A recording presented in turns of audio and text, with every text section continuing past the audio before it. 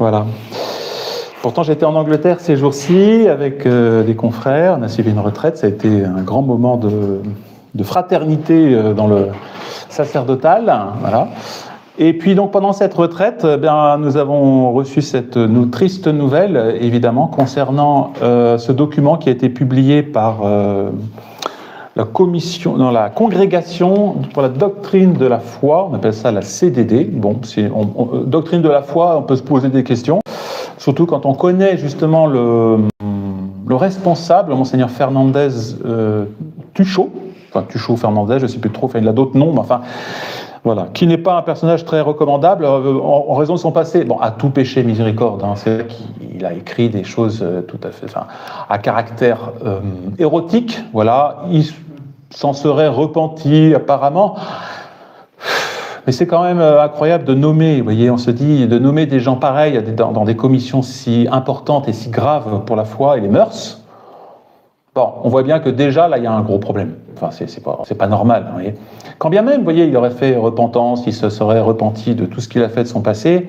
Bon, on peut penser que ces gens-là, après, n'ont plus toute la liberté pour écrire des choses orthodoxes. Enfin, bon, orthodoxe, c'est-à-dire dans le sens droit dans la foi, orthos. Alors, donc ce document, alors avant toute chose, je vais faire une petite introduction pour les personnes qui nous écoutent là. Je voudrais d'abord raconter une petite anecdote. En général, c'est comme ça qu'on retient souvent les sermons, c'est qu'on raconte des histoires, et puis après les gens, ils ont oublié l'histoire, ils ont oublié le sermon, ils ne se souviennent que de l'histoire. Bon, je pense que vous vous souviendrez de cette histoire. Voilà, elle est véridique. Hein, elle est véridique. Ça se passe. Alors je pense que l'histoire s'est passée en Italie il y a une trentaine, 40 ans à peu près, dans ces eaux-là. Bon. Un prêtre se trouve dans une gare italienne. Et puis en soutane, voilà, donc bon, normal. Et puis là, il y a un espèce de bonhomme qui est là, qui le regarde de façon méchante, et puis qui commence à l'insulter. Ouais, sale curé, machin, puis croix, enfin tous les trucs, tous les petits adjectifs sympathiques qu'on peut adresser aux prêtres. Voilà, c'est rare maintenant, mais à l'époque c'était quand même assez fréquent, les anticléricaux. Bon, alors le prêtre, bon. Évidemment, il le prend un peu mal, enfin, c'est pour lui, bon, c'est bon, je supporte, bon, c'est pas.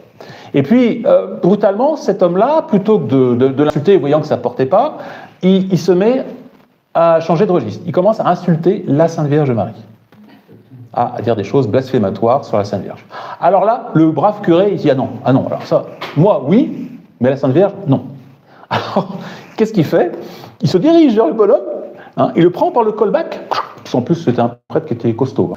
Il le prend comme ça, il le met par terre. Le bonhomme, il ne s'attendait pas. Oui. Le bonhomme, il se retrouve étalé par terre. Et alors, la scène ne s'arrête pas là. C'est que dans l'histoire, il y avait un gendarme qui passait par là, qui voit la scène, qui accourt. Il prend la matraque et tape sur le bonhomme qui est par terre. Il dit « Pam, pam, t'as pas honte de frapper un curé ?» Double ration. Voilà ce qui arrive à ceux qui traitent mal la Sainte Vierge Marie. Donc je pense que vous allez retenir l'anecdote, mais vous avez tout oublié après ce que je vais raconter. C'est pas grave. L'essentiel, c'est que quand on est catholique, justement, on cherche toujours à défendre l'honneur de la Sainte Vierge Marie, à défendre ses privilèges, ses attributs. Bon. Et alors tout à l'heure, une personne... Ah zut, où est-ce que j'ai mis le bouquin là? Il est là. Une personne me dit « Ah, mais monsieur l'abbé, au sujet justement des titres qui sont donnés à la Sainte Vierge Marie, eh bien, il y a un grand saint, que vous connaissez peut-être tous, d'ailleurs, je pense, c'est Saint Louis-Marie Grignon de Montfort, là, dans le traité de la vraie dévotion, vous voyez, que tout le monde doit avoir dans sa bibliothèque, au moins avoir lu, justement, pour comprendre ce que c'est que la vraie dévotion à la Sainte Vierge Marie, qui n'est ni une dévotion sentimentale, ni une dévotion extérieure, que c'est une dévotion d'abord intérieure. Et alors, justement, à la fin, là, quand il parle des vrais dévots à Marie, ceux qui vraiment aiment la Sainte Vierge, il dit ceci, il faut que je retrouve le passage, faire toutes ces actions pour Marie. Voilà, il dit ça. Alors, je vais vous lire Voilà, car comme on s'est livré tout à son service, Il est juste qu'on fasse tout pour elle comme un valet. Voilà, un serviteur et un esclave. Non pas qu'on la prenne pour la dernière fin de ses services, qui est Jésus-Christ, seul, vous voyez, donc il remet les choses en place, toujours quand même, hein, elles sont bien en place, mais pour sa fin prochaine et son milieu mystérieux et son moyen aisé pour aller à lui. Parce que la Sainte Vierge est un moyen aisé pour aller à Jésus. C'est ce que je vous expliquais ce matin. Vous voyez, on a tous des croix à avaler, hein, des grosses croix, parfois, elles sont là, hein, mais quand on met du miel dans la croix, enfin, ça passe. La Sainte Vierge, hein? C'est aussi de Montfort. C'est de Montfort, la fameuse tartine miel. Ouais. Ainsi qu'un bon serviteur esclave. Alors voilà ce qu'il dit. Il ne faut pas demeurer oisif, mais il faut appuyer sur sa protection, entreprendre et faire de grandes choses pour cette auguste souveraine. Vous voyez, c'est une reine. On est vraiment au service de quelqu'un qui est très très grand. Et donc il faut faire de grandes choses. Alors qu'est-ce que c'est que les grandes choses qu'on peut faire, et ce qu'on fait ensemble aujourd'hui? Il faut défendre ses privilèges. Ah, première chose à faire, défendre ses privilèges quand on les lui dispute. Voilà. Ah oui, c'est pas récent, hein, déjà. Vous voyez, donc déjà, il y avait déjà à l'époque des gens qui disputaient que non, la Sainte Vierge, elle n'est pas immaculée, non, elle n'est pas ceci, elle n'est pas cela. Bon, aujourd'hui, elle n'est pas co-rédemptrice, elle n'est pas médiatrice. Et alors maintenant, autrefois, à dire, bon, Saint-Louis, Marie-Grande de Montfort, c'était des gens qui étaient dans le peuple et tout ça, des gens pas très... Bon, qui étaient... Non, mais aujourd'hui, c'est quand même des évêques, c'est quand même le pape, Léon XIV, parce que quand même, je dis, le document en question, il a été contresigné par le pape. Certains me disent, ah oui, vous critiquez Tuchot, il faut peut-être parler du pape. Eh ben oui, le pape a contresigné le document, quand même. Donc, voilà. Donc, il faut soutenir sa gloire quand on l'attaque. Voilà, soutenir sa gloire. C'est important, ça. Hein. Est-ce que vous apprécieriez qu'on crache sur, je sais pas, vos parents, votre mère, vos ancêtres décédés, en disant oui, c'était ceci, c'était cela, alors que c'est faux? Ben, là, votre devoir, c'est de défendre l'honneur de vos ancêtres, de vos aïeux. Hein. Parce que d'ailleurs, si vous ne les défendez pas, si nous, on ne défend pas la Sainte Vierge Marie, ça nous retombera sur le coin du nez, hein, c'est clair. Hein. C'est clair. Parce que, voilà, ça fait partie de... comme dit saint Paul, il dit « Oportet esse héréses ». Il faut qu'il y ait des hérésies. Alors là, strictement, ils sont malins, les modernistes, hein, j'expliquais. C'est pas formellement une hérésie, ce qu'ils ont fait. Ils sont trop malins pour faire ça à Rome, actuellement. Ils vont juste être sur le bord, vous savez, dans l'équivoque, pour mettre le doute. Vous voyez, ça, c'est diabolique. Et... donc voilà, soutenir sa gloire, il faut attirer tout le monde, si on peut, à son service et à cette vraie et solide dévotion. Attirer tout le monde. C'est pas, oui, ben, moi j'aime bien la Sainte Vierge, je vais la défendre. Non. Ou je vais la défendre, ou je vais la prier. Tout le monde doit passer par la Sainte Vierge. C'est pas facultatif. Vous voyez ? D'ailleurs, vous savez, hein, c'est les auteurs spirituels, Saint Alphonse de Liguori, enfin tous les auteurs spirituels, disent bien que le salut sans la Vierge Marie, enfin, non pas excluant, mais en faisant presque abstraction, parce que si on exclut la Sainte Vierge Marie, si on nie un titre, on n'a plus la foi catholique, mais, enfin un titre dogmatique, mais en tout cas, si on veut se sauver sans la Sainte Vierge Marie, vous voyez, eh bien, il est probable que le salut soit très très difficile, voire impossible. Quasiment tous les auteurs le disent. La persévérance finale qu'on obtient, c'est-à-dire le fait de mourir en amitié avec Dieu, en état de grâce, hein, c'est ça, la persévérance finale, c'est une grâce mariale. Priez pour nous, maintenant et à l'heure de notre mort. Vous voyez, c'est une grâce mariale. On l'obtient par la Sainte Vierge. Tous les Ave Maria qu'on récite, en fait, nous préparent à la mort. Bien sûr, le Notre Père, hein, mais Notre-Dame, on va voir pourquoi, justement. Et il continue... Et il faut parler et crier contre ceux qui abusent de sa dévotion, c'est-à-dire qui ont une mauvaise dévotion, pour outrager son Fils et en même temps établir cette véritable dévotion. Voilà. Donc on est fiers d'appartenir, comme dit Saint Louis là, il ne faut prétendre d'elle, pour récompenser de ses petits services, que l'honneur d'appartenir à une si aimable princesse. C'est un honneur et d'être choisi, et le bonheur d'être par elle uni à Jésus, son Fils, d'un lien indissoluble dans le temps et dans l'éternité. Ce qui est triste, vous voyez, dans ce document, qui, sous prétexte de défendre notre Seigneur, en fait, ou la gloire d'un Seigneur, en fait, empêchera beaucoup d'âmes d'arriver vraiment à l'union à Jésus-Christ. C'est ça qui est grave. Je vous dis, il n'est pas formellement hérétique, ce document. Il n'y a pas d'hérésie formelle. Certains disaient « Ah, l'abbé Salnave, ça y est, il va dénoncer une hérésie du Tuchot. » Non. Mais quelque part, je dirais, c'est presque pire. Vous voyez, c'est une forme de... Je vais expliquer, une forme d'attaque par des coups bas. Voilà, des coups bas par derrière. Hein. C'est ce que j'écrivais donc dernièrement. Nous vivons dans les derniers temps, les temps qui appartiennent à la Sainte Vierge Marie. Hein, voilà, les premiers temps apostoliques, la Vierge Marie était là pour soutenir les apôtres dans leur conquête du monde pour la foi. Et dans les derniers temps, on peut dire que la Sainte Vierge Marie va susciter, c'est elle qui va aider ces derniers chrétiens dans ce combat. Donc c'est pas étonnant, un combat pour maintenir la foi, pour maintenir le règne du Christ contre toutes les hérésies, hein, et toutes les erreurs répandues par le serpent. Donc c'est pas étonnant que le démon aujourd'hui voit dans la Sainte Vierge Marie, qui est forte comme une armée rangée en bataille, vous voyez, qui est vraiment la généralissime, la mère mater ecclésiae, la mère de l'Église, eh bien, s'attaquer à elle, à ses titres, pour empêcher, justement, neutraliser cette action de conquête des âmes par la Vierge Marie. Et plus nous aurons des âmes attachées et acquis à la Vierge Marie, et à défendre son honneur et sa gloire, eh bien, plus nous aurons une chrétienté fervente. Alors, donc ce document en question, donc, qui a été publié officiellement le 4, à la Mater, 4 novembre, c'est 4 novembre, je crois, c'est ça. Mater Populi Fidelis, note doctrinale sur certains titres mariaux qui se réfèrent à la coopération de Marie à l'œuvre du salut. Quel est le but de ce document? Parce qu'il faut toujours revenir à la fin. Qu'est-ce qu'ils veulent? Qu'est-ce qu'ils voulaient au juste, hein? Le but, c'est un but œcuménique, hein, d'ailleurs il le cache pas vraiment. Hein. Voilà, il le dit au début dans son introduction, là, le Victor Fernandez.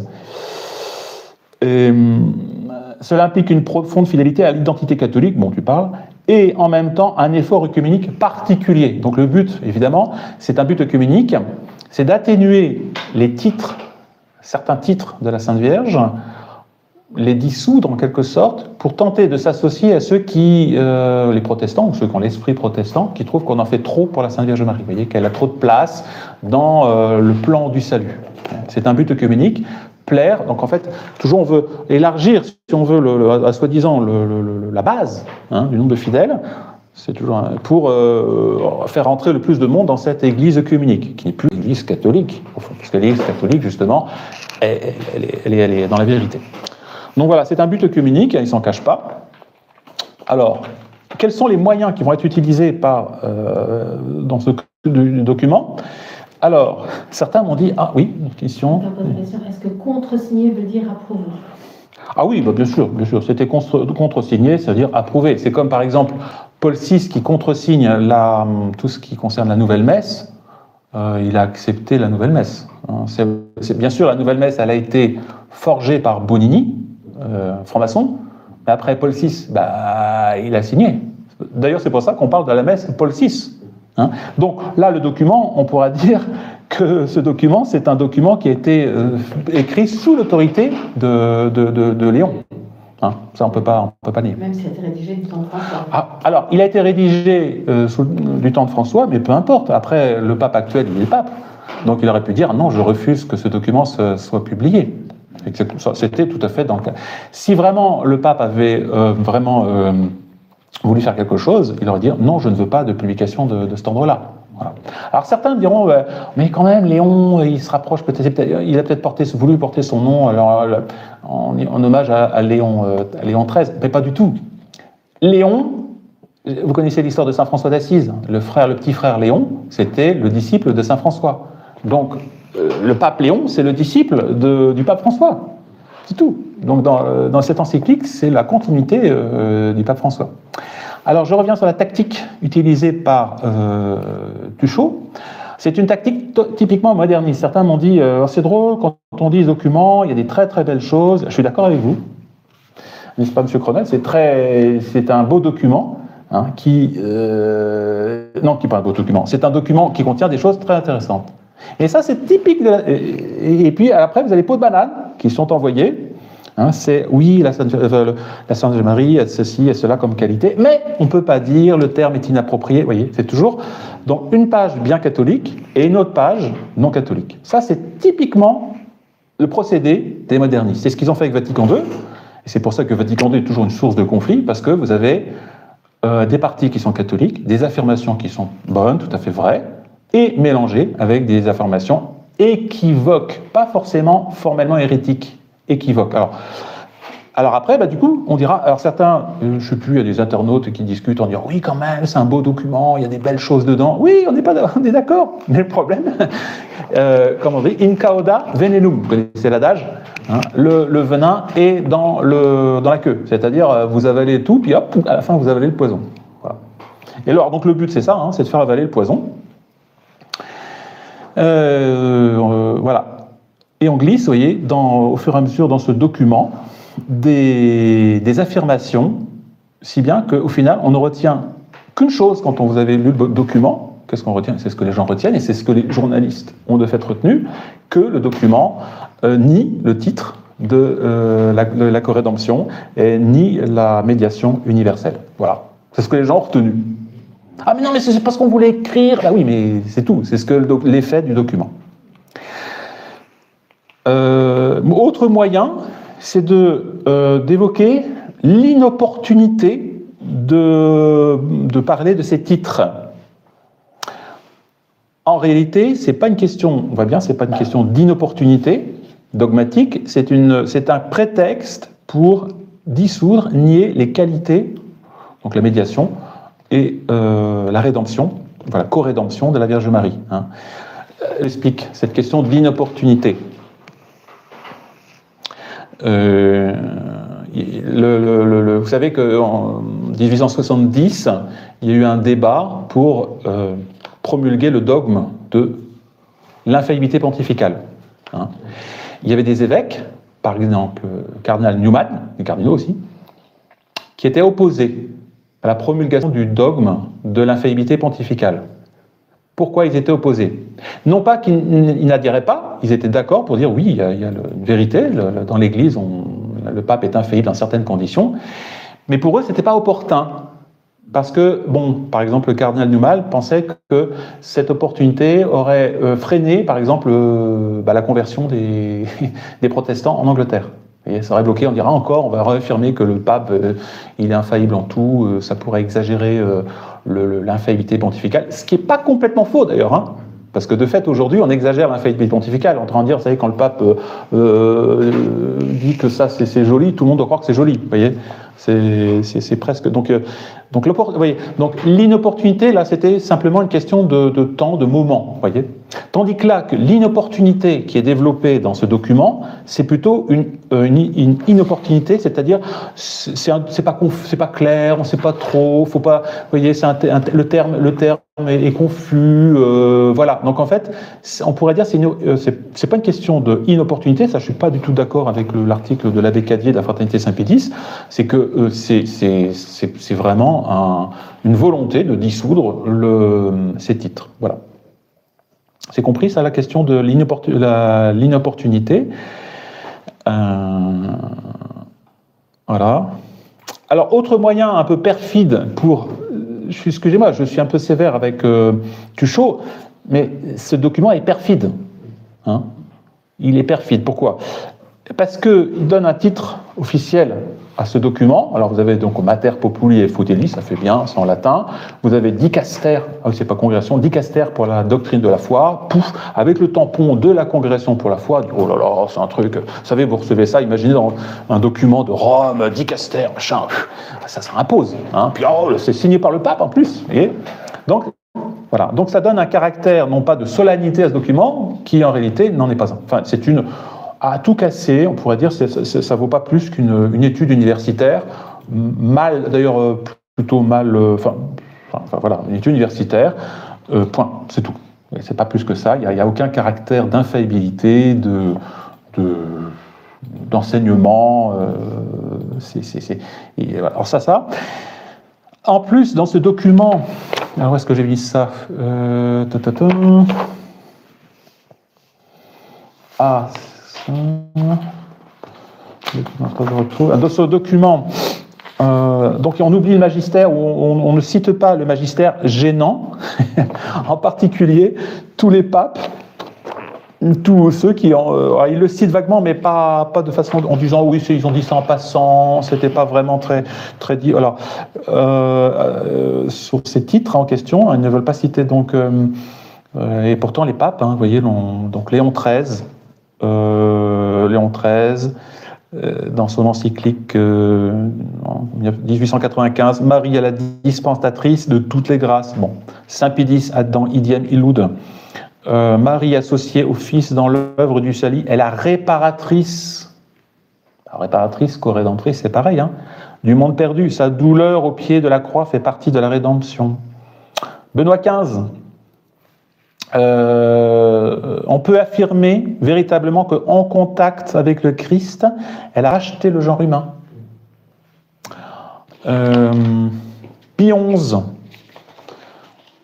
en 1923, la Vierge a participé avec Jésus-Christ à l'acte très douloureux de la rédemption, à l'acte de la rédemption. L'acte, c'est-à-dire, c'est quoi l'acte de la rédemption? C'est la mort sur la croix. Elle était là. Elle était unie. Quand il parle justement d'unicité, du Rédempteur unique, oui, mais c'est avec Notre-Dame, c'est jamais sans Notre-Dame. Voilà. Dans l'encyclique de 1928 sur le Sacré-Cœur, Marie co-rédemptrice, qui se tenait aux côtés de son très doux fils, souffrant avec lui quand il consommait la rédemption du genre humain. Pie XII, en Mediator Dei, Marie, associée au médiateur divin, coopère. Alors, dans l'application de la rédemption. Donc, dans la rédemption et l'application de la rédemption. Dans une autre encyclique, Ad Caeli Reginam, en 1954, Marie, reine de l'univers, est médiatrice de toutes les grâces. Car de son sein est né l'auteur de la grâce. Voilà, puis les pères de l'Église, les docteurs, Saint Bernard, bien sûr, le grand docteur de la Sainte Vierge, offre, sermon sur l'Assomption, offre ton Fils, Vierge Sainte, pour notre réconciliation, offre la victime céleste. Alors, je ne sais pas si quand vous lirez ce document, là, romain en question, vous verrez qu'il est assez peu question, justement, de cette offrande que Notre-Dame a fait de son Fils à la croix. Vous voyez ? Saint Bonaventure. Marie a tant participé à la souffrance du Fils qu'elle aurait souffert tous ses tourments si cela était possible. Donc, participation. Saint Thomas d'Aquin. Marie, comme Mère de Dieu, coopère dans l'application de la rédemption, distribuant les mérites infinis du Christ. Voilà, donc vraiment une coopération très étroite, vous voyez, dans le mystère de la rédemption. Saint Alphonse de Ligorie, dans les Gloires de Marie, qu'il faut lire. Voilà. Au Calvaire, Marie a offert au Père la vie de son Fils pour notre salut. Elle est devenue mère de nos âmes. Là, il parle dans le document d'une maternité un peu spirituelle, éloignée. Non, c'est une maternité intime qui coopère intimement au salut de nos âmes. Sainte Catherine de Sienne. Marie est rédemptrice du genre humain. Rédemptrice. Vous voyez ? Alors là, ils disent, oui, on employait le terme de rédemptrice. Heureusement, c'est un terme qui a disparu. On a mis co-rédemptrice. C'est vrai que c'est plus correct de mettre co-rédemptrice, parce qu'elle n'est pas... Voilà. Saint Maximilien Kolbe. Dieu a promis un rédempteur et une co-rédemptrice. Alors il cite donc le livre de la Genèse, chapitre 3, le premier, donc là où on annonce une femme. Voilà. Donc vous voyez, très intéressant, des documents. Voilà, donc vraiment, pour ça je dis que c'est pas honnête, parce qu'ils ont beaucoup de citations, mais ces citations sont tronquées, sont réduite. On ne cite que les passages des pères ou des docteurs ou du magistère qui les arrangent. Hein. Donc c'est pas honnête. Voilà. Et puis bien sûr, on écarte bien sûr les pères de l'Église, on écarte. Voilà.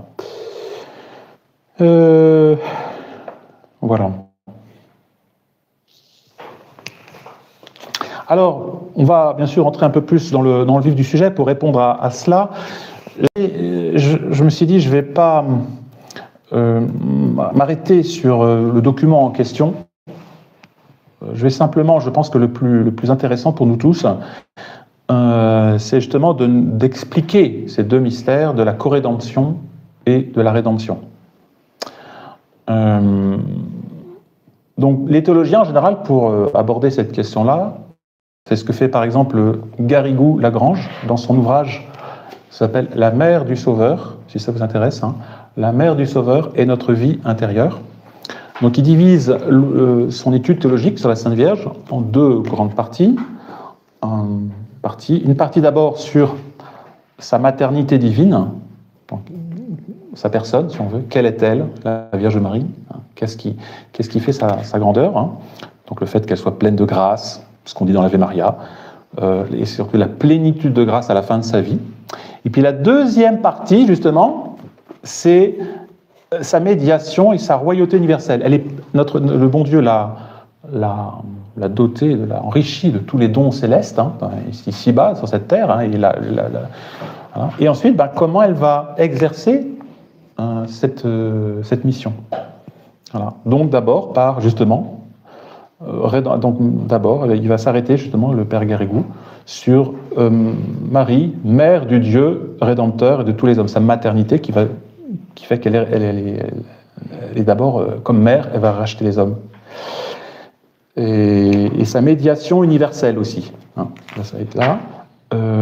Sa médiation universelle sur terre, hein, pendant sa vie sur terre, et ensuite, maintenant, au ciel. Voilà. Alors, ce que dit le... Voilà, donc donc d'abord, elle est corédemptrice. Hein, elle est vraiment corédemptrice.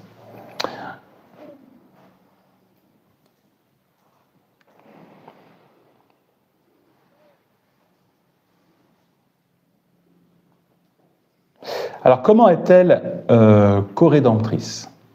Je résumais pour vraiment que vous reteniez l'essentiel du mystère de la corédemption.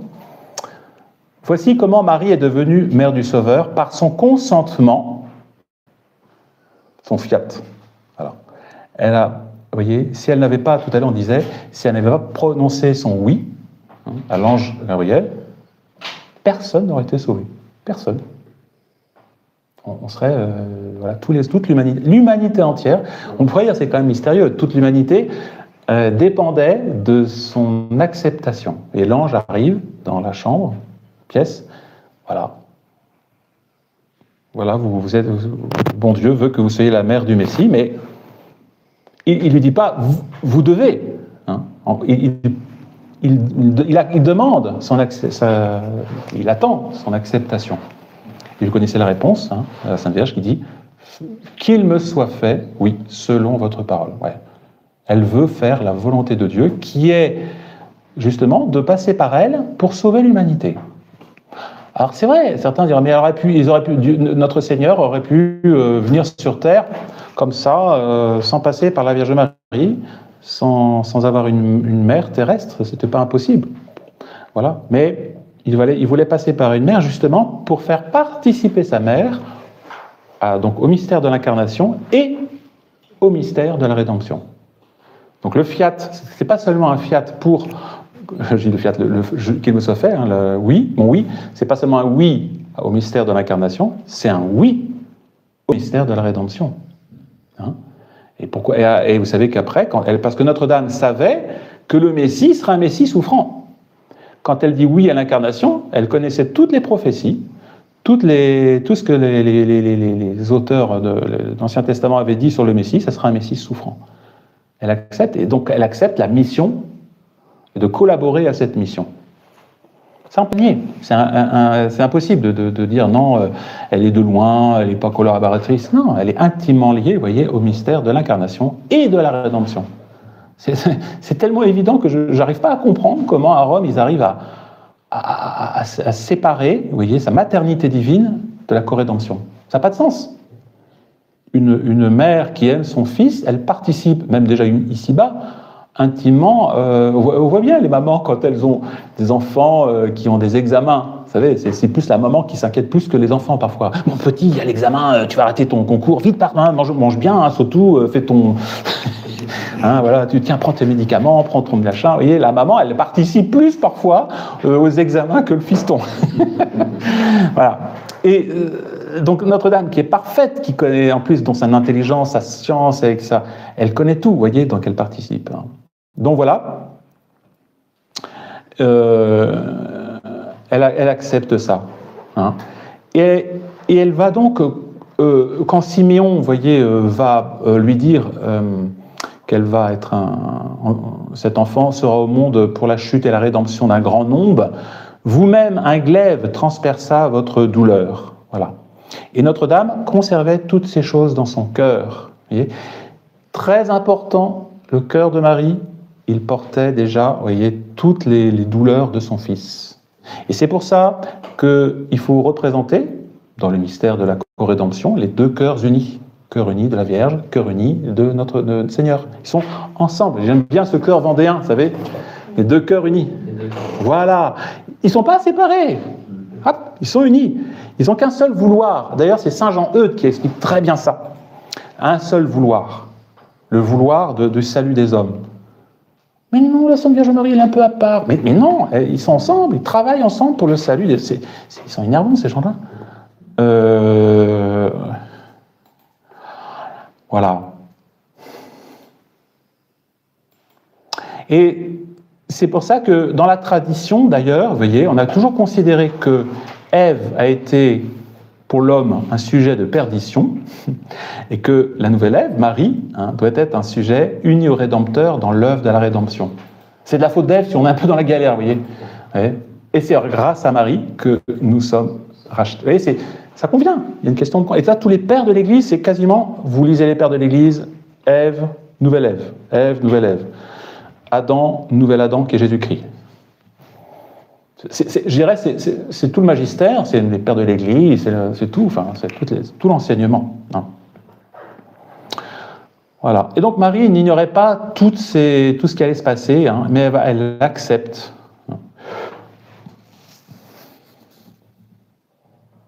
Voilà. Et alors il y a des pères qui vont dire que notre salut, vous voyez, a dépendu intérieurement du consentement de Marie, qui a conçu son fils dans l'esprit avant de le concevoir corporellement. Vous voyez, le désir du salut, de faire le fait qu'elle désirait déjà le mystère de l'incarnation avant que notre Seigneur s'incarne.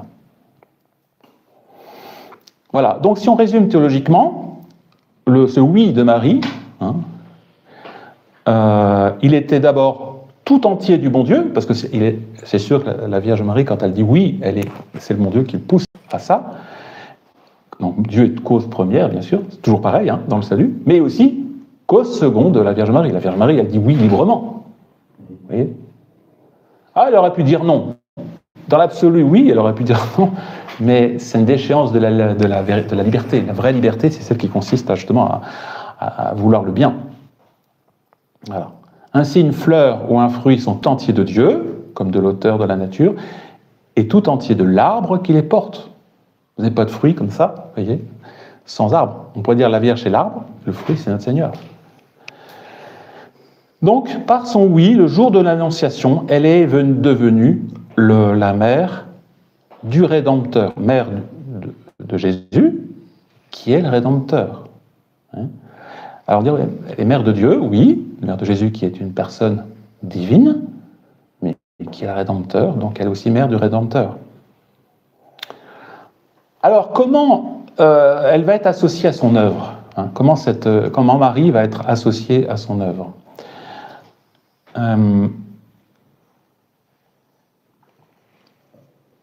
Eh bien, par son consentement, vous voyez, par son consentement.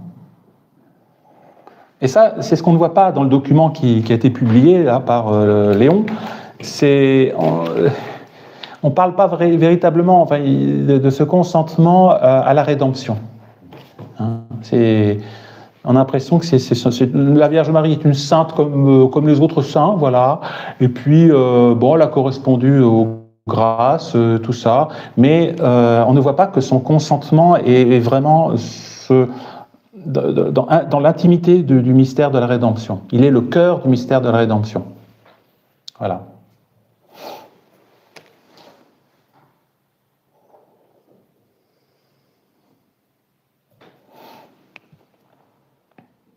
Alors, oui, une question. Le père Garrigou-Lagrange dira que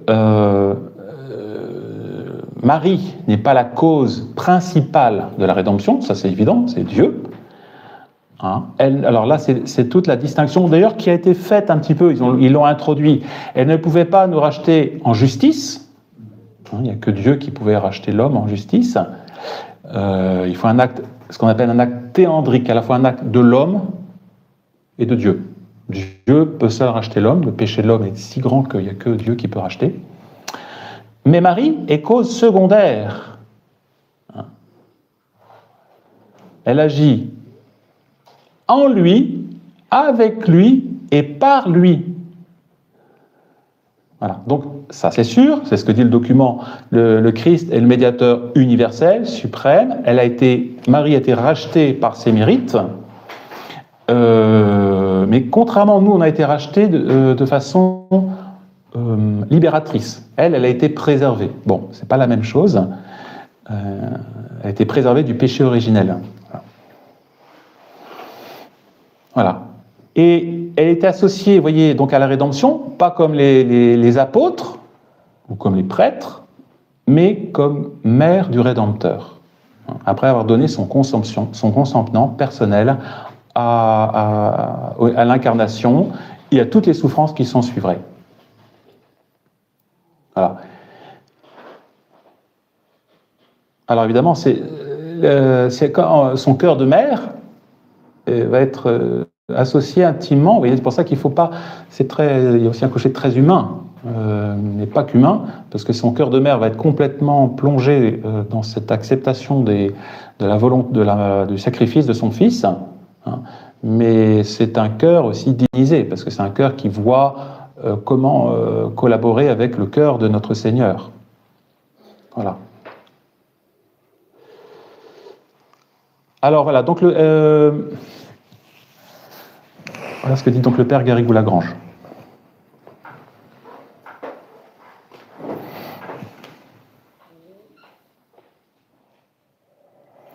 Alors ensuite, elle va en fait collaborer bien sûr avec notre salut, dans notre salut. Donc elle va. Alors elle est devenue mère. À partir de quel moment est-elle devenue vraiment la mère de notre mère? C'est assez facile. Au pied de la croix. Hein. Et là, c'est vraiment le moment profond. Alors là, justement, là-dessus, là, ils sont il est très évasif hein, dans ce document. Hein. Sur la fin, on parle un peu justement de de Notre-Dame au pied de la croix, mais de façon un petit peu lointaine. Hein, alors que quand Notre-Dame accepte de recevoir en Saint Jean toute l'humanité, hein, ses paroles sont efficaces, vont être réelles, c'est-à-dire qu'elle n'est pas mère de façon purement, comment on appelle ça, nominative, quoi, d'extérieur. Non, c'est vraiment une maternité spirituelle qui va ensuite se manifester dans la vie de tous les chrétiens. Vraiment notre mère qui va nous amener, je dirais, de la grâce première à la gloire. Toutes les grâces que nous recevons, eh bien, vont passer par la Vierge Marie, parce qu'elle est notre mère. C'est pas plus compliqué que ça. Alors, mère. Donc elle va, dit le père Garrigou-Lagrange, elle va être la cause exemplaire des élus. C'est ce que disent les théologiens. Le Christ, c'est notre modèle.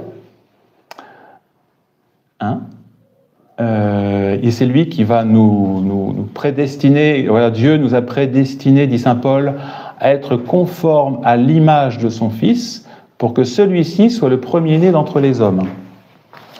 Et voilà. Voilà. De même, vous voyez, donc on a été prédestiné par notre Seigneur, enfin par Dieu, justement, pour être conformé progressivement à l'image de notre Seigneur. Bien, c'est-à-dire à ressembler spirituellement, à être associé avec notre Seigneur. De même, Marie, notre mère, est la cause exemplaire de la vie des élus. C'est ce que dit d'ailleurs surtout saint Louis-Marie Grignon de Montfort. Hein. Il dit la Sainte Vierge Marie, ça va être le moule, vous voyez qui va nous former, qui va nous former à l'élection, qui va nous aider à être des élus. Voilà. Hein. Une vraie dévotion, une vraie dévotion à la Sainte Vierge Marie, dit saint Louis-Marie Grignon, c'est un signe de prédestination. Ah. Quelqu'un qui aime la Sainte Vierge, qui veut lui faire plaisir, qui veut vivre avec elle, qui veut faire tout pour elle, pour sa gloire et tout ça, eh bien c'est un signe que le Saint-Esprit travaille en elle, dans cette âme. Vous voyez ? C'est pour ça que les protestants qui rejettent la Sainte Vierge, vous voyez, ils se mettent en péril, parce que justement, il y a un obstacle pour eux à être formés, vous voyez, formés par elle. Voilà. Alors, on arrive maintenant, après avoir justement un peu abordé cette question de la rédemption, de la co-rédemption, de la participation à la rédemption, on arrive à la médiation. Qu'est-ce que c'est qu'un médiateur? C'est pas difficile. Un médiateur, c'est quelqu'un qui fait le milieu, qui a un peu des intérêts des deux côtés. Donc notre Seigneur est le médiateur parfait, parce que d'un côté il est homme, donc il partage notre nature humaine comme nous, et il est Dieu, donc il partage la nature divine de son Père. Donc il est sur terre, donc là, il peut, je fais la croix, il peut joindre les deux bouts. Hein, et par son sacrifice, justement, il va réconcilier l'homme avec Dieu, et Dieu avec l'homme. Il va prendre sur lui les péchés de l'homme, et il va apporter de Dieu le pardon, voilà, la grâce, la vie divine. Bon. Et la Sainte Vierge alors? Est-ce qu'on peut dire qu'elle est aussi médiatrice de toutes les grâces? C'est-à-dire qu'elle va... Alors déjà, je vous ai donné les principes, hein, oui. Eh bien, le pape déjà Benoît XV avait admis, déjà c'est une petite parenthèse, hein, qu'il avait admis que la possibilité de dire la messe de Notre-Dame médiatrice de toutes les grâces. C'est vous dire que justement, cette notion de médiation mariale a été déjà bien ancrée dans la vie de l'Église. Voilà, il y a un office du 21 janvier 1921. Et beaucoup de théologiens, dit le père Garrigou-Lagrange, considèrent cette doctrine comme suffisamment contenue dans le dépôt de la révélation pour être un jour solennellement proposée comme objet de foi par l'Église. Donc là, vous avez le Tuchot qui est en train de dire non, c'est pas très sûr comme terme, il faut équivoque et tout ça, alors que les théologiens, avant le Concile, considéraient que déjà c'était pratiquement proche de la définition. Donc ça veut dire que quand vous niez cette réalité, que vous cherchez à montrer, vous êtes proxima hérésim. En théologie, c'est-à-dire vous êtes proche de l'hérésie. Voilà. Elle est enseignée de fait par le magistère ordinaire, je vous en ai cité un peu tout à l'heure, qui se manifeste par la liturgie, hein, les encycliques, les lettres des évêques, les prédications universelles et les ouvrages de théologiens approuvés par toute l'Église. Voilà, là, je pourrais citer des kilomètres de... Voilà. Alors, qu'est-ce qu'il faut entendre par médiation? Donc, je vous ai dit tout à l'heure, le médiateur unit les hommes à Dieu. Bon. Donc, le médiateur offre à Dieu les prières des hommes, et surtout le sacrifice, hein, en vertu de la religion, et il doit aussi distribuer à Dieu, aux hommes, les dons que Dieu fait, les dons de la grâce. Donc il y a deux médiations. Il y a une médiation ascendante, l'homme se tourne vers Dieu par le sacrifice et la prière, et Dieu, médiation descendante, distribution des dons de la grâce aux hommes. Parfaitement, de façon absolue, de façon intègre, si on veut, ça ne convient qu'au Christ. Je vous expliquer pourquoi, en raison de sa nature humaine et divine. Donc, il offre un sacrifice et une prière parfaite. C'est pour ça que quand on vient à la messe, voyez, qu'est-ce qu'on fait? Nous, notre petite prière, voilà. Mais on va s'associer à la prière, la grande prière de notre Seigneur, au sacrifice du calvaire. Vous voyez, on va apporter notre humanité à l'humanité de notre Seigneur. Vous voyez, on va s'unir à ça. Voilà, et surtout dans le sacrifice.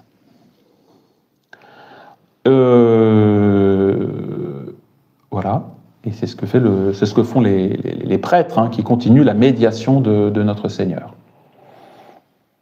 Après, dit saint Thomas, il y a entre Dieu et les hommes, au-dessous du Christ, des médiateurs secondaires qui coopèrent de façon dispositive ou ministérielle. Hein. Les prêtres, dans l'Ancien Testament, vous aviez les prophètes, qui justement faisaient cet office, mais de médiateur secondaire, si on veut. Voilà. Alors, on se demande alors si Marie, d'une façon subordonnée et en dépendance des mérites du Christ, est médiatrice universelle. Ouais. Est-ce qu'elle n'est pas précisément en qualité de ministre, voilà, comme associée à l'œuvre de la rédemption, comme dit Albert le Grand, hein, et dit « Non in ministerium », Notre-Dame n'est pas un ministre comme un prêtre, hein, « sed in consortium », c'est en aide, ou en associé, et en aide. Voilà, c'est ce que dit saint Albert. Évidemment, les protestants ne veulent pas en entendre parler. Ça, ils disent non. Hein, voilà.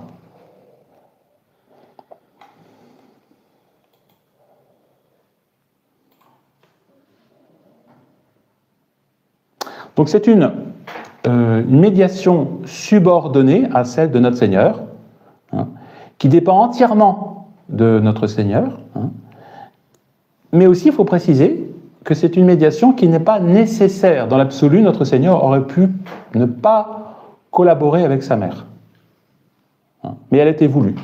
Elle a été voulue, cette médiation, hein, elle a été voulue pour rendre justement ce rayonnement de notre Seigneur plus grand. Vous voyez, on pourrait dire que cette union des deux, vous voyez, au sacrifice, enfin, notre Seigneur, eh bien, va rendre plus grand, contrairement à ce qu'ils disent, il dit oui, si on accentue trop la médiation de la Vierge Marie, on atténue le mystère du Christ. Mais non, c'est l'inverse. C'est l'inverse. On va au contraire magnifier, hein, le sacrifice de notre Seigneur, parce que justement, on a une personne très éminente, très sainte, qui va, enfin, plus qu'éminente et sainte, enfin, parfaite, la Sainte Vierge, qui va s'associer au sacrifice de Christ et le rendre plus beau encore. Voilà. Et pour nous, beaucoup plus facile à aborder. Hein. Voilà.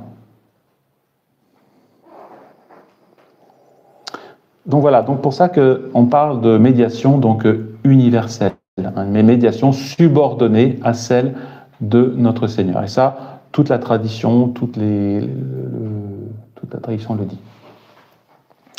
Alors, quels sont, je dirais, oui.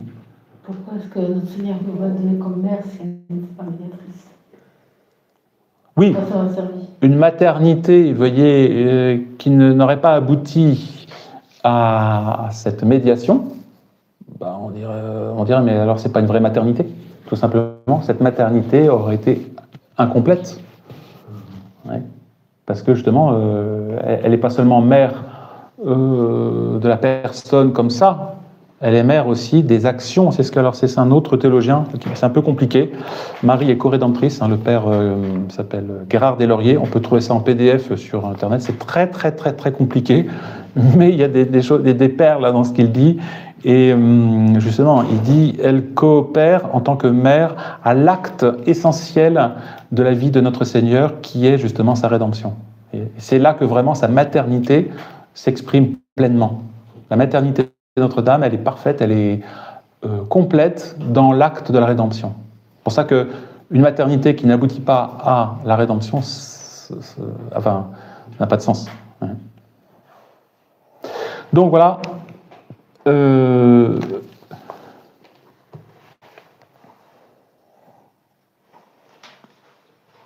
Donc sa médiation dépasse beaucoup tous les saints, même infiniment, parce qu'elle seule nous a donné le Sauveur.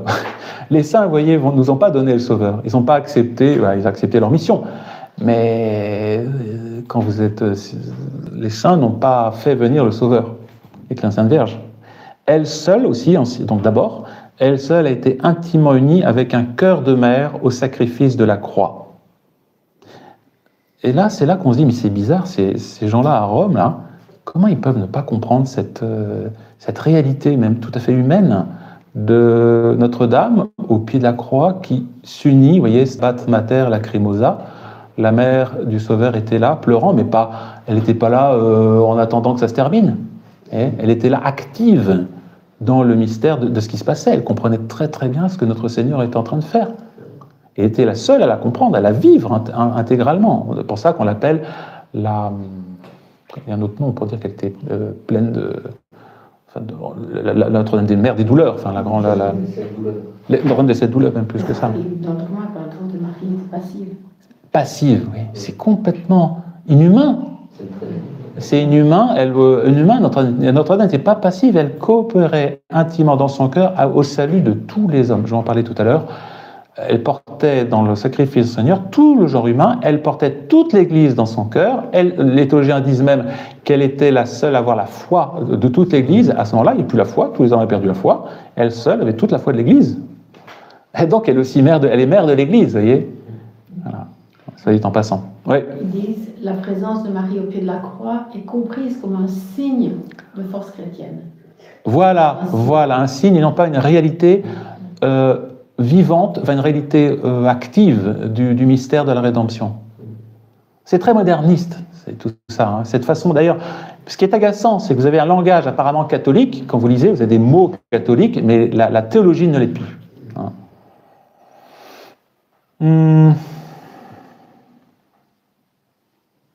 Elle dépasse donc tous ces dessins. Elle seule a été donc participante donc au sacrifice de la croix.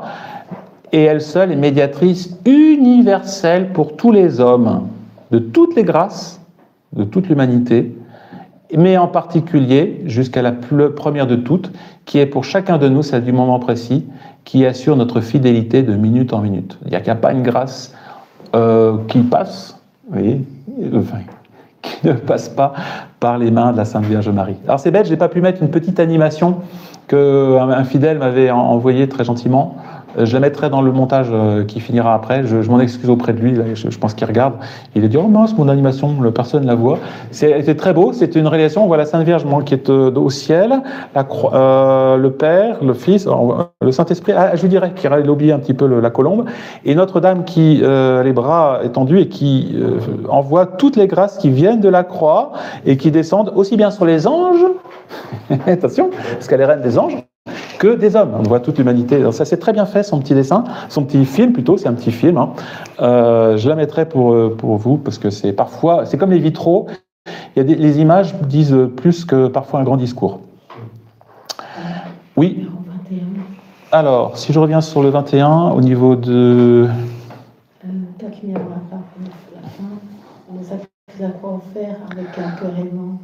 Alors, voilà ce qu'ils disent au sujet de la croix. Parce que le sacrifice de la croix offert avec un cœur aimant et obéissant présente une satisfaction surabondante et infinie.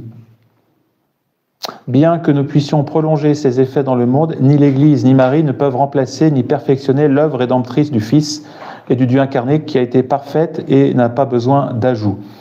Alors, c'est toujours avant, le Christ est l'unique rédempteur. Ah voilà, il n'y a pas de co-rédempteur avec le Christ. Voilà, donc c'est clair et clair, net. Hein. Il n'y a pas l'unique rédempteur. Ben non, c'est une volonté de ne pas comprendre justement cette union. Alors, je pense que c'est un jeu de mots. Enfin, il joue avec les mots. Là, c'est ce que, comment il s'appelle, le père Gérard Deslauriers, bon, qui était sévacantiste, mais là. Ah, en 74, il n'était pas encore, 74 pour les Français, il n'était pas encore sédévacantiste, et donc il expliquait que les modernistes jouent justement dans cette question de la co-rédemption sur l'unique et un. Vous voyez, il y a un sacrifice, mais l'unité n'empêche pas la participation dans cet unique sacrifice de la Sainte Vierge Marie. Voilà. Et là, on comprend mieux. Vous voyez. Et c'est toujours un jeu de mots pour essayer de biaiser avec la théologie. C'est les gens pas honnêtes. Alors, je continue. Donc, alors comment elle a satisfait pour nous? Comment elle a participé donc à cette réparation de l'offense qui est faite à Dieu par le péché et de rendre favorable Dieu à notre âme? L'offense faite à Dieu, c'est par le péché mortel. Qu'est-ce que c'est que le péché mortel? C'est que nous nous détournons de Dieu pour un bien inférieur, et c'est d'une gravité infinie, parce qu'on se détourne d'un bien infini, et on préfère un bien... Voilà. Et l'offense est d'autant plus grande, justement, que celui qui est offensé est grand. Dieu est infini. Et donc, il va falloir une offrande faite à Dieu, infinie, pour pouvoir satisfaire cette offense faite à Dieu. C'est la charité de notre Seigneur, qui va, par son amour offert à son Père, réparer toutes l'homme, oui, qui s'est endurci dans le péché. Eh bien, Dieu, notre Seigneur, va casser en quelque sorte ce détournement de la créature pour que la créature méritait que la créature revienne à son Créateur. Alors Marie, elle, qu'est-ce qu'elle va faire? Eh bien, elle va, en sa qualité, elle va donc lui être unie par une parfaite conformité de volonté, par l'humilité, ce que dit le Père Garrigou-Lagrange, la pauvreté, la souffrance, les larmes et au calvaire surtout. Vous voyez, elle va s'associer parfaitement du vivant de notre Seigneur, vous voyez, avec lui, à cette œuvre, vous voyez, à cette volonté de sauver tous les hommes. Elle va... Revoyez ces deux cœurs unis, voilà. Surtout, en ce sens, elle a satisfait avec lui, et cette satisfaction de convenance tire sa très grande valeur de son éminente dignité de Mère de Dieu. Qu'est-ce qui fait que justement elle était notre Seigneur, que le Dieu le Père recevait, bien sûr, notre Seigneur et les souffrances de sa mère avec beaucoup d'attention, eh bien parce que justement elle était très unie à son Fils, de la perfection de sa charité, du fait qu'elle n'avait rien à expier pour elle-même et de l'intensité de ses souffrances. Une immense charité de la Vierge Marie. D'ailleurs, vous voyez, on le voit bien, elle apparaît tout le temps, à gauche, à droite, ici en Belgique, en France, partout dans le monde entier, dans toute l'histoire, dans plein donc on voit bien, elle a le souci de tous les hommes. Il n'y a pas un endroit où la Sainte Vierge dit non, ça ne m'intéresse pas. Donc on pourrait dire que, vous voyez, déjà ici-bas, elle était totalement avec notre Seigneur pour la rédemption de toute l'humanité. Et c'est ce que disent les pères de l'Église, quand ils disent Marie debout au pied de la croix. Ils nous montrent que Marie a souffert dans la mesure de son amour pour son Fils crucifié à cause de nos péchés, à proportion aussi de la cruauté des bourreaux, de l'atroce supplice infligé à celui qui était l'innocence même. On voit la charité de Notre-Dame, vous voyez, qui malgré l'atrocité du sacrifice, eh bien, va accepter, on voit sa charité. C'est quand même une mère qui accepte ça, vous voyez, ça prouve qu'il y a un amour, quelque chose qui dépasse, qui vient de... Et c'est pour ça que Saint Pédis dit, elle est la réparatrice du monde déchu.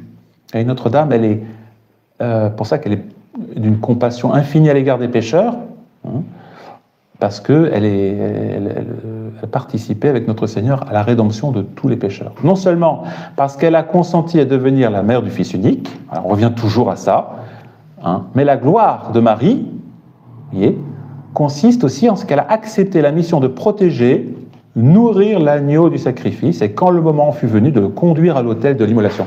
Vous connaissez l'histoire de Moïse? C'est Moïse, c'est ça l'autre nom. Abraham, pardon. Abraham qui va sacrifier son fils unique, et Dieu lui dit non, au dernier moment, arrête. Eh bien non, là pour la Sainte Vierge Marie, vous voyez, il a voulu que la Sainte Vierge Marie voit son fils crucifié comme un agneau qu'on amène à la boucherie, vous voyez, pour que justement elle offre pour la rédemption des pécheurs. Vous voyez, c'est quelque chose qui nous dépasse tellement. Vous voyez, elles se sont dit, mais ces gens-là n'ont pas de cœur. Enfin, ils ne sont pas d'âme, ces gens-là. Oui. Une personne dit, Monseigneur Fernandez ressent-il ce qu'est une mère Ben voilà. sur le plan humain? Mais voilà, c'est des gens qui n'en ont pas... C'est pas possible, ces gens-là, ou alors ils n'ont pas eu de mère. Ils n'ont pas eu de mère. Est-ce que ça fait plaisir aux hommes d'offenser leur mère? Ben non. Normalement, enfin, je sais pas. Ces gens-là à Rome sont inhumains. Il y a quelque chose de... Voilà, enfin bon, je ne sais pas trop ce qui se passe à Rome. Hein. C'est le démon qui enténèbre les âmes et les cœurs. Vous voyez, parce qu'au fond, c'est plus un problème de cœur, ça, tout ça. Hein. Voilà. Et Benoît XV dit ceci: en s'unissant à la passion et à la mort de son fils, elle a souffert comme à en mourir. Pour... Oui, elle aurait pu mourir d'ailleurs, Notre-Dame. Hein. On dit Regina Martyrum, la reine des martyrs. Elle n'est pas morte, mais elle a souffert bien plus que tous les martyrs parce que, par justement l'Holocauste de son fils devant elle. Pour apaiser la justice divine, en tant qu'elle le pouvait, elle a immolé son fils de telle façon qu'on peut dire qu'avec lui, elle a racheté le genre humain. C'est dans Inter Sodalitia, en latin, si vous avez, je sais pas, ouais, de Pie XI, Benoît XV, pardon.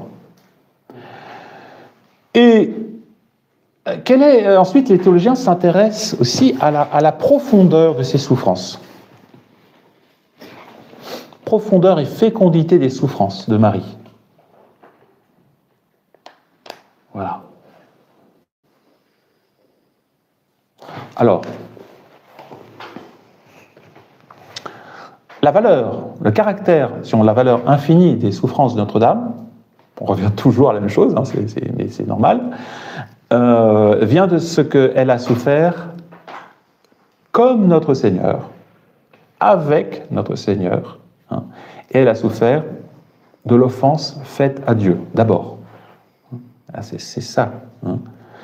Et elle a souffert justement dans la mesure de son amour pour Dieu offensé, de son amour pour Jésus, pour son Fils crucifié à cause de nos fautes. Et quand elle voyait notre Seigneur sur la croix, eh bien elle voyait tout le monde pécheur, l'humanité pécheresse, tous nos péchés.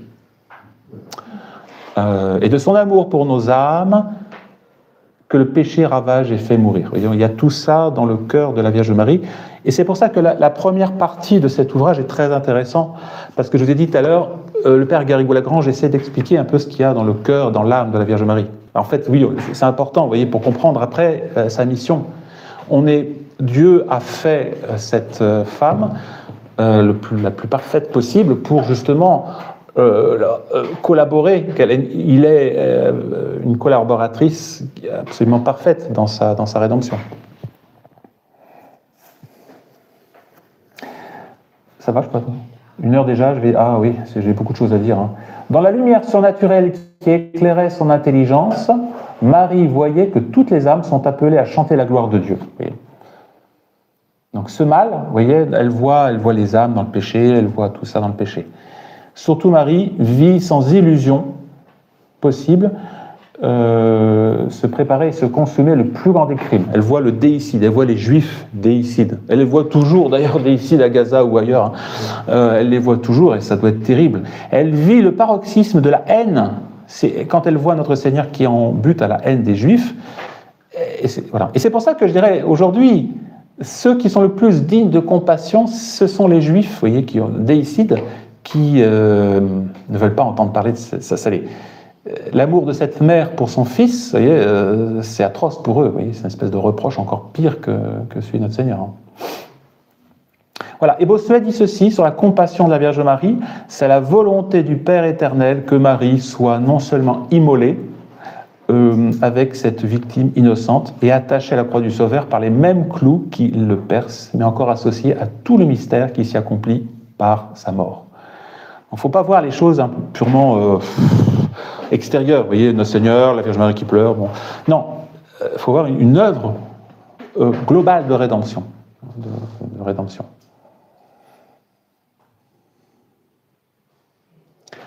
Voilà. J'aurais tellement de choses à dire encore. Et cette médiation, je vais terminer par là quand même, qu'exerce la Vierge Marie, va justement maintenant, comment ça va se passer? eh bien, elle a pour but d'obtenir l'application des mérites passés au pied de la croix, hein, que notre Seigneur a obtenu au calvaire. Donc, elle a une puissance d'intercession, de médiation, qui est voilà, extraordinaire. Voilà. Et donc, comme mère des hommes, maintenant, au pied de la croix a été nommée comme telle, elle connaît tous les besoins spirituels qui se rapportent à notre salut. Elle sait les tentations qui nous menacent. Et si on l'a pris au moment où on est tenté, elle va nous aider. Parce que, et en raison de son immense charité, elle va prier pour eux. Elle va même anticiper parfois nos demandes. Elle va nous pousser à demander, à ce qu'on lui demande. Et comme elle est toute puissante sur le cœur de son Fils, donc elle est puissante sur les hommes, elle va agir, vous voyez, sur le cœur de son Fils, à cause de l'amour mutuel qui les unit. Elle obtient toutes les grâces que nous recevons, toutes celles que reçoivent celles qui ne peuvent s'obstiner dans le mal.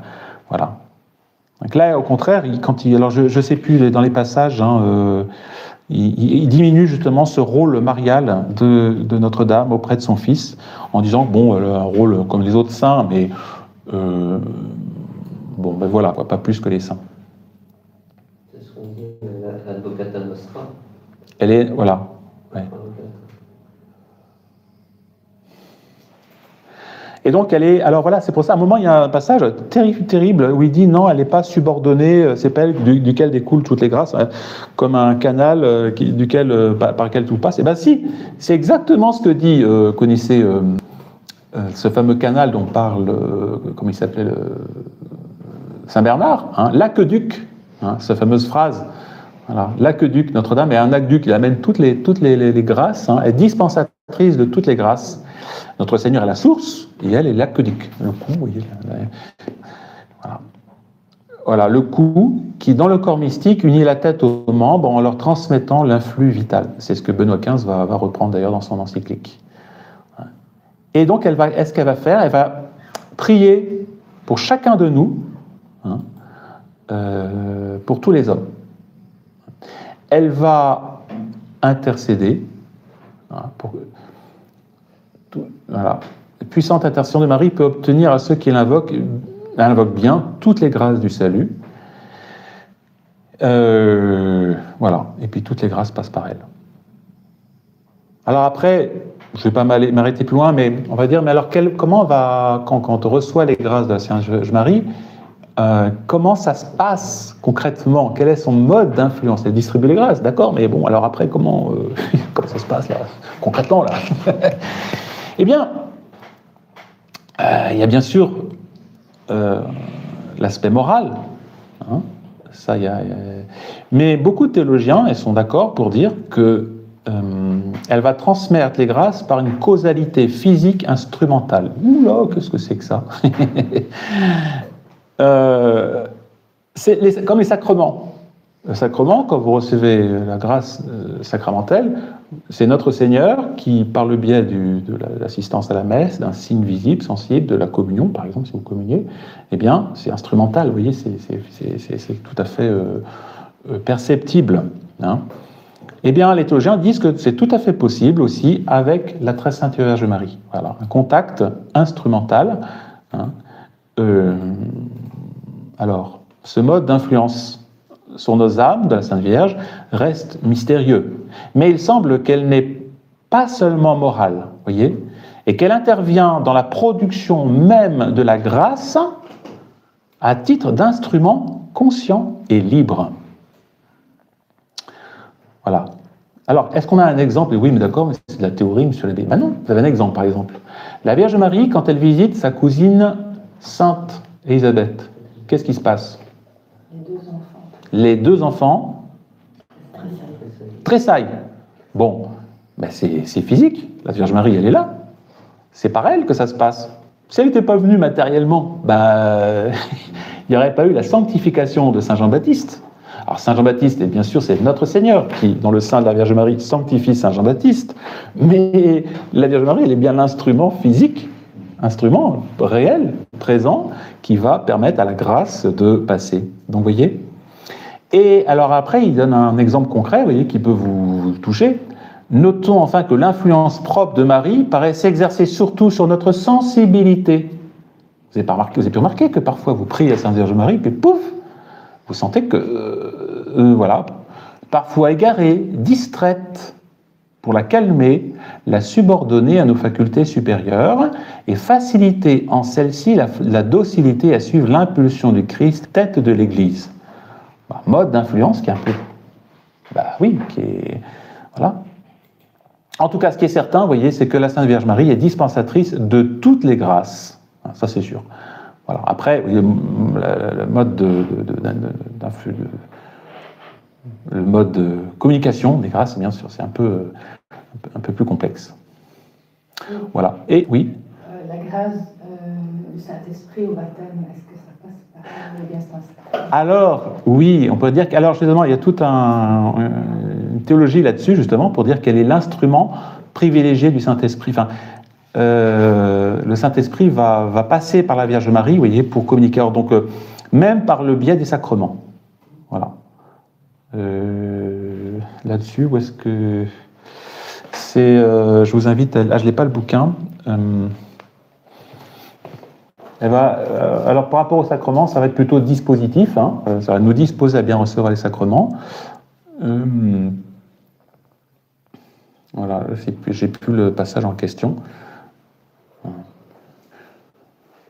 Mais elle va, en tout cas, en vertu de son contact avec l'humanité de notre Seigneur, qu'elle a eu ici-bas, eh bien, au ciel, elle va continuer encore, avec cette humanité, enfin, plutôt c'est les signes de son humanité, qui sont par exemple les sacrements, eh bien, elle va continuer justement à nous aider, à bien le recevoir. Vous voyez, la messe, par exemple, si on peut dire, si la messe traditionnelle, je prends un exemple tout bête, si la messe traditionnelle continue à être dite, c'est parce que la Sainte Marie intercède pour justement que cette messe puisse être dite. Elle va nous aider. Et puis, un dernier aspect qui est très important, évidemment, ça on ne risque pas de trouver dans les documents modernistes, c'est sa royauté. La royauté de la Vierge Marie. Alors, vous savez qu'il y a une encyclique, je crois que c'est Ad Regina Coeli, du pape Pie XII, 1954, justement sur cette royauté. Alors, je n'ai pas retrouvé sur la royauté de Marie. Donc elle a été couronnée au ciel, bien sûr. Elle participe donc bien sûr à la royauté de notre Seigneur, comme elle a participé ici-bas à sa passion, à sa gloire, à sa rédemption. Et là, dit le Père, déjà on pourrait l'appeler ainsi au sens impropre du mot, reine de toutes les créatures, par les qualités déjà spirituelles, sa plénitude de grâce, de gloire, de charité, qui est supérieure à toutes les autres créatures et aux anges réunis.